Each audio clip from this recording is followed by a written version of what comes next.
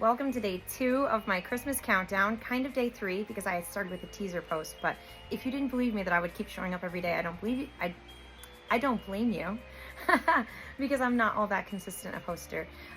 So if you saw my video from yesterday, you will have seen that this is as far as I had gotten, and I needed to frog the remainder of this to get the yarn to keep working on this.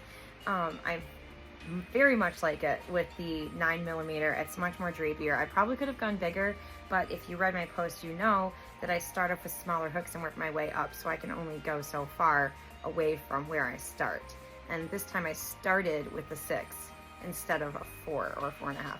And in the last one I worked my way up to a 6, and this one I worked my way up to a 9.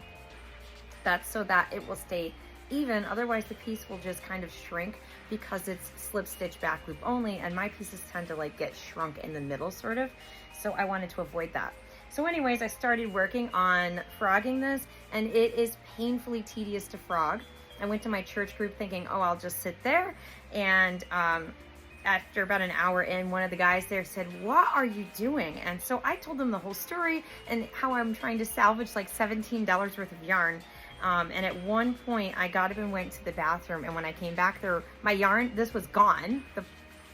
And there was a $20 bill sitting on my seat, and I was like, come on guys. They're like, just go get more yarn. I'm like, it's like 45 minutes from my house. No, and they're like, please, we're begging you.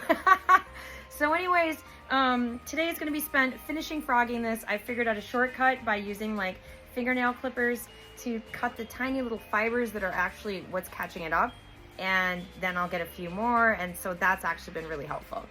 So hoping to frog at least the next skein and get it put into this today. We'll see. It's rainy, it's crappy, it's a great day to sit and crochet. I'm covered in Snoopy from head to toe, even my socks. So we'll see you in a little bit.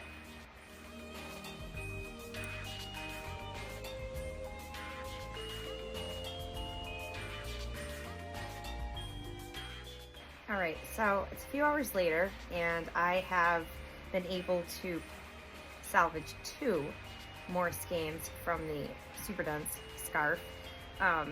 It's disturbing though, because the dye lots are so close and yet so different. This one has a slightly more shiny sheen, and this one is slightly fluffier. This one's also slightly whiter, and this one's slightly more ecru, I guess you could call it.